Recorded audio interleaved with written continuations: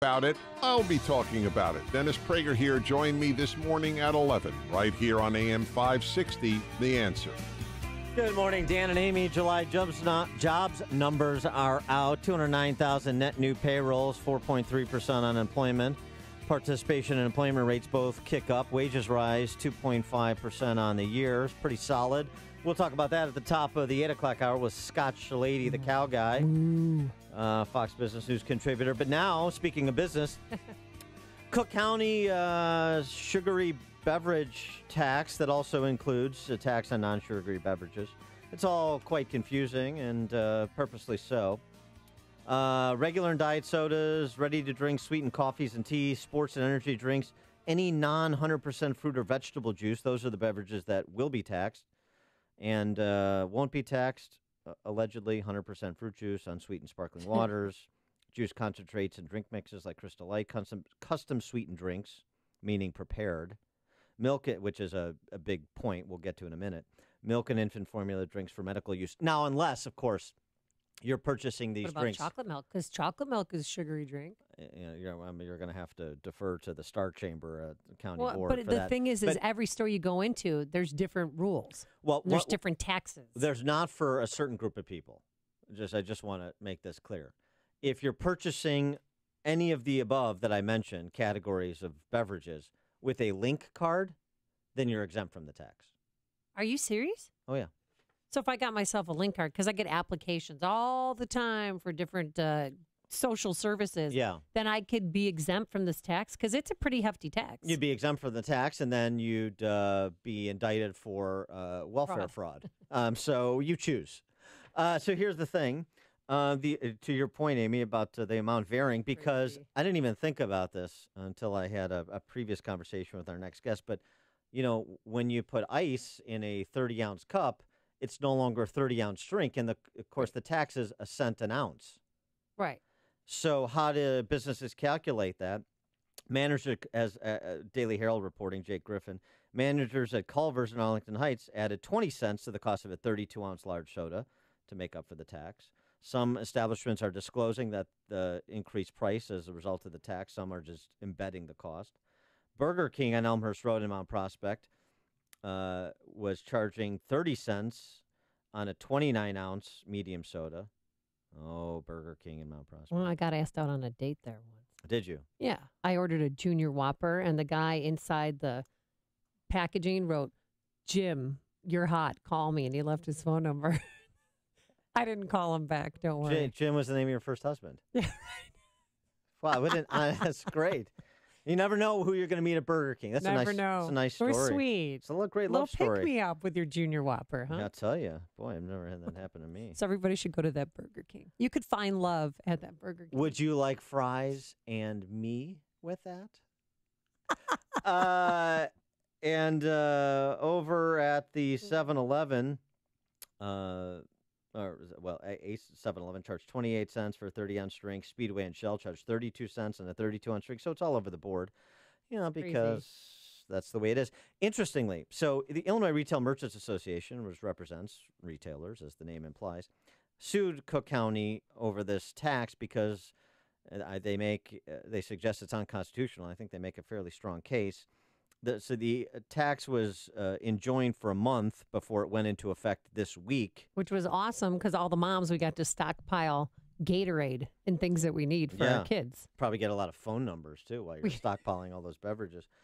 And Cook County Board President Grady has now responded in kind, suing the plaintiffs in the suit against the county for the unconstitutionality of the beverage tax, for damaging the county with the month delay, asking for $17 million in damages for the taxes that weren't collected in the month that the imposition of the tax was enjoined. Grady gone cray-cray.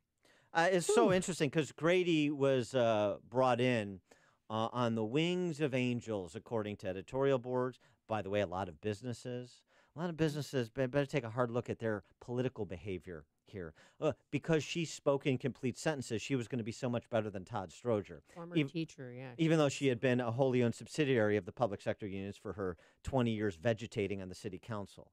And now, but she's going to repeal the sales tax increase. And she did before she reimposed it. And now we have instances like this where businesses are treated as they've always been treated in Cook County in Illinois, like those with the ability to pay, which is why they've demonstrated they are also those with the ability to leave, shut their doors, lay off employees, locate elsewhere.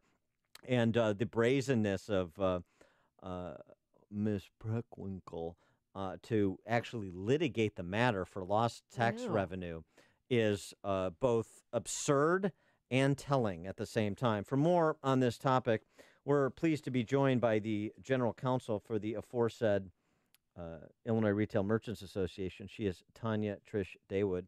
Tanya, thanks so much for joining us. Appreciate it. Thank you so much for having me. So the latest wrinkle, you sue her, she sue you right back. That's what it looks like. Obviously it was shocking to receive that motion from the county. Look, we filed a timely lawsuit. Sure, we filed it close to the time that the tax was going into effect, but frankly, that was because the county kept changing the rules at the last minute. And you can't expect for a tax that is this complicated. You just mentioned how retailers are a bit all over the place with it, right? Mm-hmm. It's this complicated, affecting this many products, and expect that you can make a bunch of changes in the last 30 days and figure everything's going to be okay. It's not going to be okay. So we felt like we really were left with no other choice but to file the lawsuit. As you said, we believe that it is unconstitutional for a couple of reasons. One, they're not taxing like things alike. So, for example, I'll use the Frappuccino example that we've used a lot. If I go to my local coffee shop and buy a bottled Frappuccino, right, that has sugar in it, right, that's taxed. But if I order that same Frappuccino from the barista, it's not taxed, which has sugar in it. And so we're saying, what's the difference, right? They both have sugar. They're both Frappuccinos. Yeah, one's being taxed and one isn't. So the Illinois Constitution requires that you tax like things alike, and they're not doing that. The second thing is that it's just unconstitutionally vague. You brought up the ice. How are we supposed to treat that, right? This is supposed to be a penny per ounce of the sweetened beverage, right? If the cup has ice in it, there's not going to be the exact amount of sweetened beverage in that cup because it's going to be displaced by ice. And so how do we determine what we're supposed to charge the customer? And sure, we can charge them by the ounce of the cup, but that technically we're taking too much tax from them. So the county won't be bothered by that. Exactly. And of course, all of the liability falls on the retailer, right? We're the ones who are going to get sued if we're over or under collecting either the sweetened beverage tax or the state sales tax.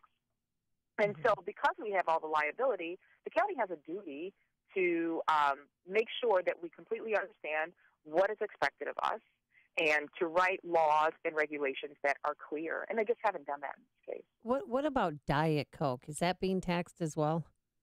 Or Diet Sprite? That's being taxed. So anything that has obviously sugar or some other sweetener or even a sugar substitute. So if it's got aspartame or stevia or you name it, anything that sweetens the drink is going to be taxed.